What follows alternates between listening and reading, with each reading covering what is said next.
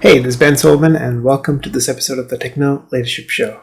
In this episode, we are going to be talking about remote and hybrid work being the future. Well, we might be thinking, since 2020, we've been doing this remote work, hybrid work sort of thing, and it's obvious that yes, this could or should be the future. But it's a concept that I've actually been discussing with a few close friends for close to a decade, because I moved to Australia in 2007, and from that time, and I lived in the southeastern suburbs of Melbourne, and there were times when I was working in the CBD or nearby, and I had seen the changes in traffic flow and all of that sort of thing. I'd also noticed, because the university campus where I was doing my master's degree was in the CBD, and occasionally I would drive in, and at other times I would take the train.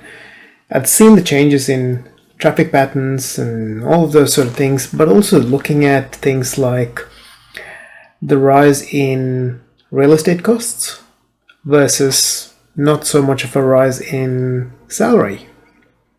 So when you see all of those things and the fact that technology had evolved even back then, probably not 2007, but probably around 2012, 13, we had technology to be able to do a lot of the work that we do remotely. Yes, we didn't have widespread fiber internet at that stage, which could have been a liability when it came to voice over IP phone systems and things like that.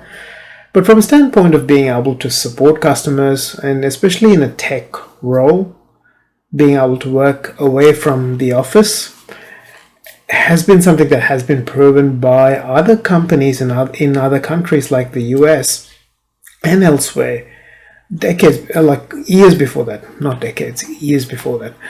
If you look at companies like Basecamp, they've been doing it since the early to mid 2000s.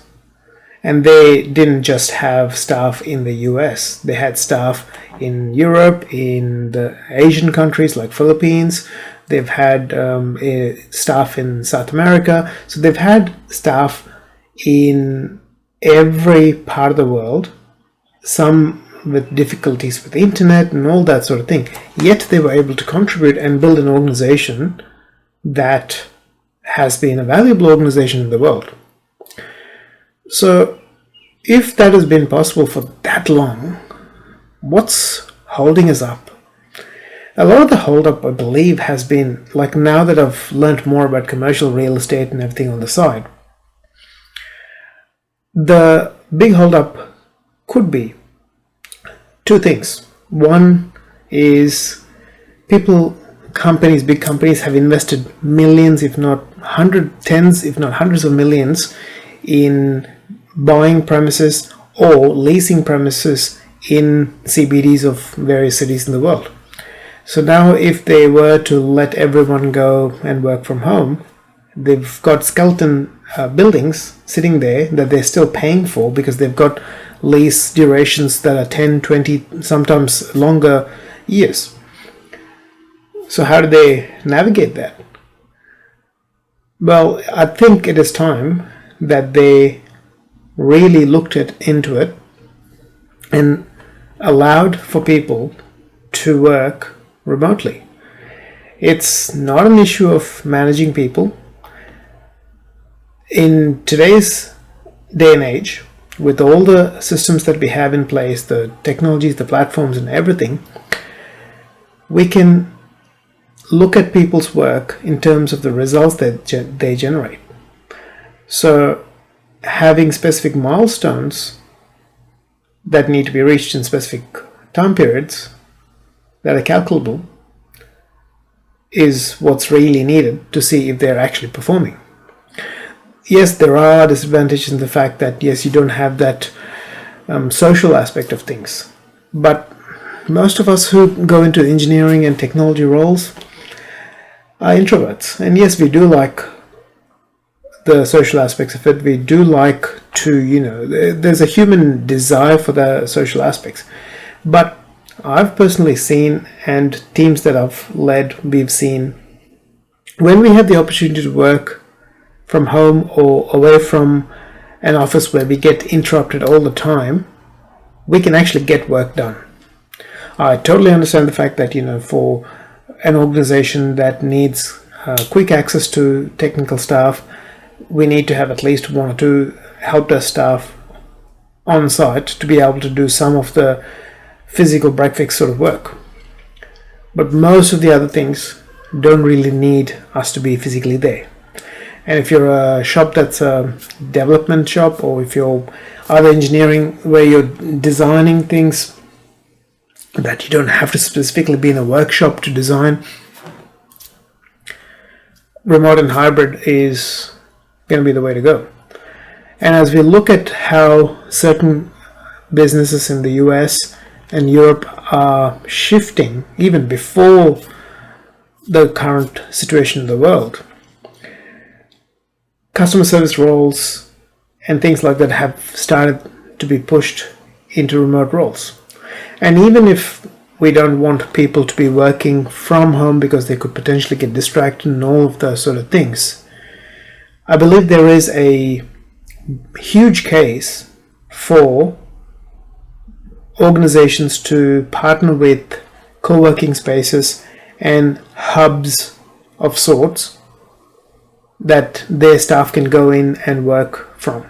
So you still have some of that social interaction, you still have the ability to have some oversight, but at the same time you're making sure that your staff don't have to commute an hour or two each way to get to work. They can still do the same job from a location that's close to their home, or even from their home. I mean, I'd preferably be able to work from my home, and if I know that my employer is going to allow me to work from home, I would have a dedicated space that's away from noise and other things that is specifically set aside for me to work from. And then that again gives me the flexibility to be able to buy a house, property, whatever it is, in a area where I can afford to do a lot more and get more benefit from.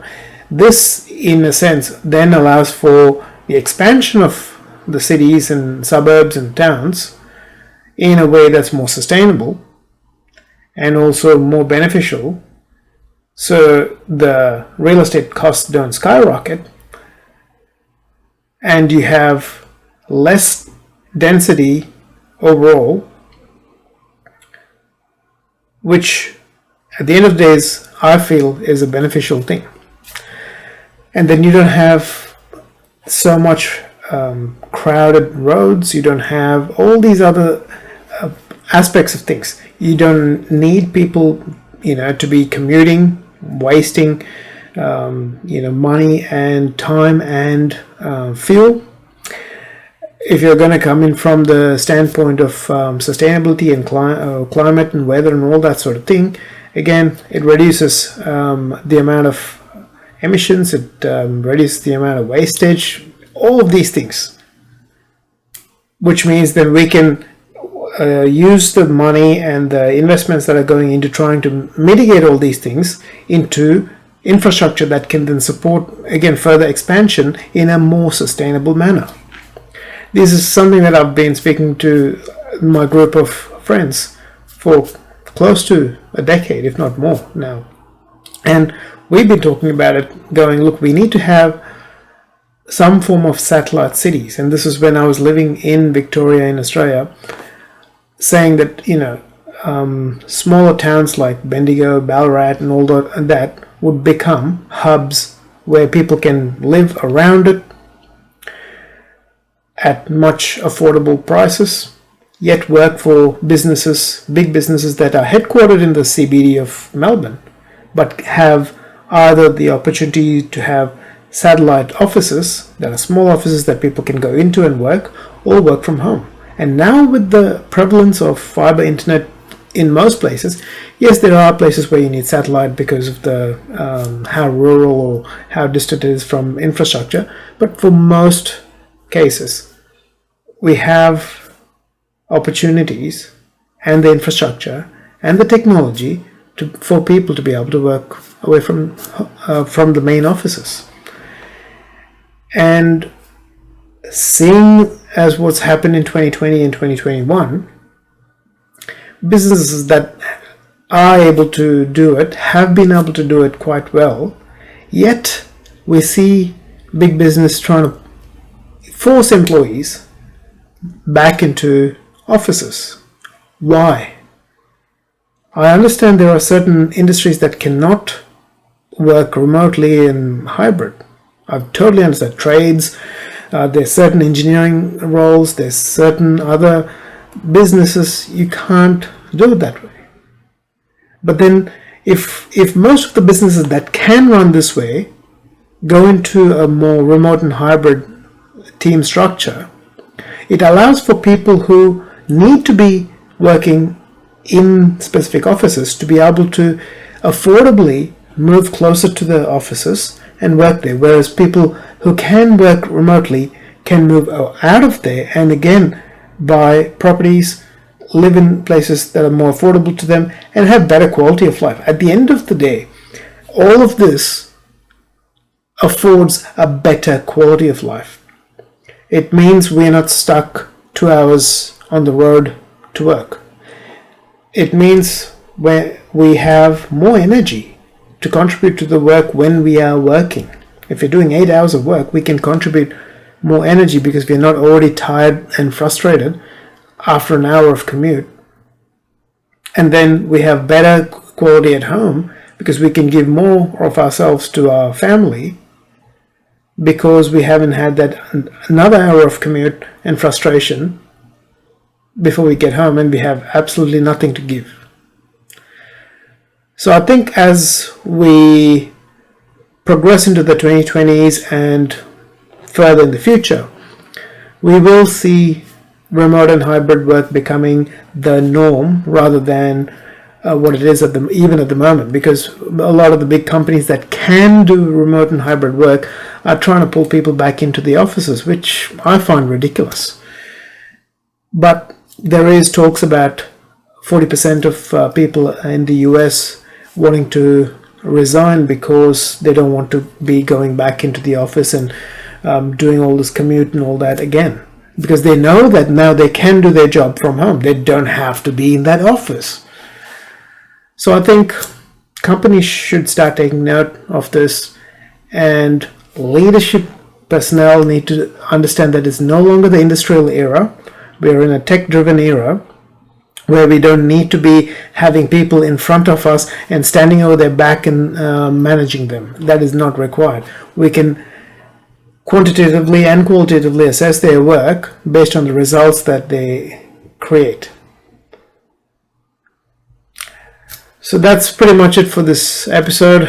It's a bit of a rant episode, yes, but it's also something that's been on my mind and something that's been frustrating. Yes, pre-2020, it was frustrating when some leaders did not like the fact that some of us wanted to work remotely, and their reasons didn't make any sense. That's a whole different topic. But now that we've proven that we can, at least most of the industries, and especially tech and engineering industries that have all the capacity and the infrastructure for it, can work remotely. We've proven it for more than 18 months now. And then being called back, especially by the tech giants, is absolutely ridiculous. It's stupidity at its highest. And I think it's time for us to all resolve that we need to be looking at quality of life over some superfluous investment or some feeling of control that we need to have over the people that we have in our organizations.